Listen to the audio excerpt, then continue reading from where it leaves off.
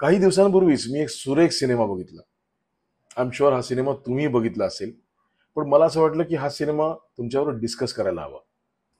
काय ना, काही फिल्म्स आहेत ना, त्या फील होत राहतात. ही फिल्म तशीच आहे. फिल्मचं नाव आहे नाळ. नाळची गोष्ट आहे एका छोट्या मुलाची, चैतूची. चैतू आपल्या आईवर जगतो, तिच्या प्रेमात हरवलेला असतो. चैतूचं जग खूप छोटं आहे. त्याची शाळा, त्याचे मित्र आणि त्याची आई.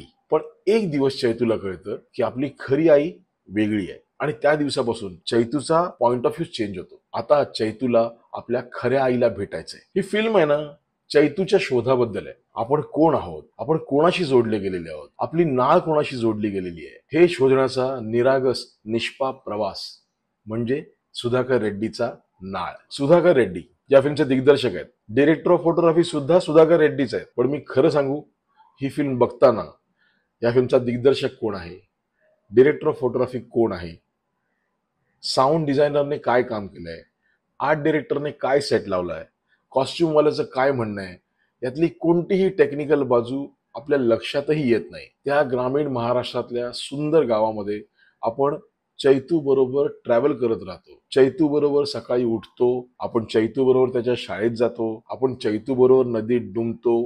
का सुंदर प्रवास आहे आणि हा प्रवास संपूच नये असं वाटतं. सुधाकर रेड्डीचा हा सिनेमा आहे ना, नाळ, हा सिनेमा नाहीये, ही कविता आहे, पोएट्री.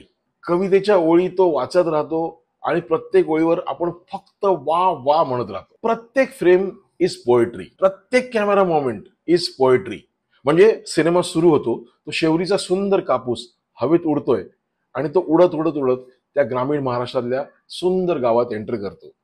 कापूस उडत उडत उडत आपला चैतू ज्या नदीत डुंबतोय त्याच्या जवळ येतो. चैतू तो कापूस पकडतो. आता हा जो कापसाचा शॉट आहे, हा वन शॉट नाहीये, हा ड्रोन शॉट आहे. त्याच्यानंतर कॉम्बिनेशन मध्ये क्रेन वापरली आहे.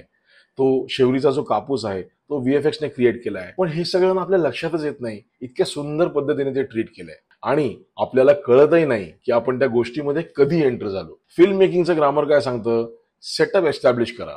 दिग्दर्शक आपल्यासमोर सेटअप एस्टॅब्लिश करतो, सगळी कॅरेक्टर्स एस्टॅब्लिश करतो. आपला हिरो चैतू हा सकाळी उठल्यापासून काय करतो, तो कोंबड्याची घरं उघडतो, मग तो शाळेत जातो, मग तो मित्रांबरोबर खेळतो, तो नदीत डुंबतो. आपल्याला चैतूचं सगळं जग दिसतं आणि चैतूसाठी त्याचं जग आहे त्याची आई. आणि फिल्मच्या 20व्या मिनिटाला, म्हणजे फिल्म मेकिंगच्या ग्रामर प्रमाणे फिल्मच्या 20व्या मिनिटाला आपल्याला फिल्मचा प्लॉट पॉइंट कळतो. ही आई चैतूची खरी आई नाही आहे, त्याची आई दुसऱ्या गावात राहते. आणि मग फिल्म मेकिंगच्या ग्रामर प्रमाणे आपल्याला आपल्या हिरोचा गोल कळतो, त्याला त्याच्या खऱ्या आईला भेटायचंय. फिल्म मेकिंगच्या ग्रामर प्रमाणे हे मी इतक्या वेळा का बोलतोय, कारण पहिल्यांदा जेव्हा आपण फिल्म बघतो ना, त्यावेळी आपण त्या विश्वात रमून जातो. अभ्यास करण्यासाठी ही फिल्म मला पुन्हा बघावी लागली. जेव्हा चैतूला कळलं की आपली खरी आई ही नाहीये, आपली खरी आई दुसऱ्या गावात आहे, तेव्हापासून ना चैतूच्या जीवाची घालमेल सुरू झाली. आणि ही घालमेल दाखवण्यासाठी डिरेक्टरने खूप सुंदर मेटाफोर यूज केलाय. चैतूला त्याच्या खऱ्या आईने एक कलायडोस्कोप गिफ्ट केलाय आणि चैतू त्या कलायडोस्कोप मधून ना सतत बघत असतो. त्याच्यातून त्याला सगळ्या रंगीत इमेजेस दिसतात. इमेजेस खूप सुंदर आहेत, कलरफुल आहेत, पण कम्प्लीट नाही आहेत. चैतूच्या छोट्याशा जगात जी काही घालमेल चालू आहे हे दाखवण्यासाठी त्या कलायडोस्कोपचा सुंदर वापर केलाय डिरेक्टरने. चैतूच्या घरी ना एक म्हैस आहे आणि तिचे रेडकू आहे. आईचं प्रेम हे फक्त इमोशन्सवर बेस्ड असतं हे सांगणारा एक मेटाफरिक लेअर आणि त्याच्यावरच बेस्ड असलेला क्लायमॅक्स. हा क्लायमॅक्स म्हणजे सुधाकर रेड्डीच्या कवितेतली शेवटची ओळ. आपण फक्त वा म्हणायचं. कमाल. या फिल्मची सगळीच डिपार्टमेंट्स कमाल आहेत.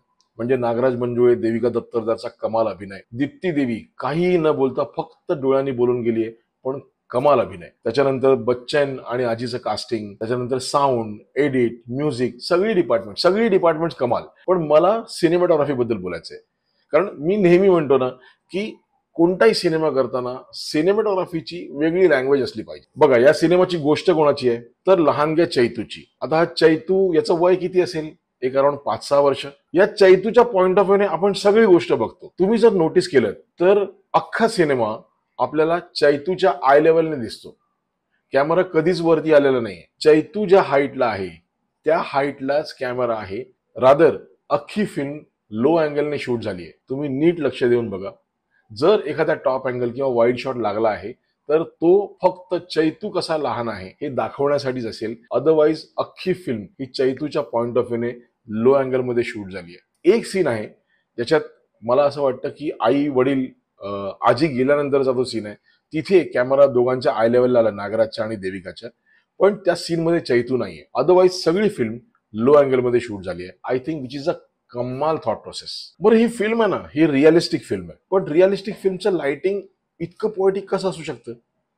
प्रत्येक फ्रेम पोर्ट्रेट, बर ग्रामर करेक्ट, कंपोजिशन करेक्ट, म्हणजे चैतूचा हा प्रवास संपूच नये असंच वाटत राहतं. सुधाकर रेड्डी, मराठी सिनेमाला इतकं श्रीमंत केल्याबद्दल तुझे खूप खूप खूप आभार. हा सिनेमा झी5 वर आहे.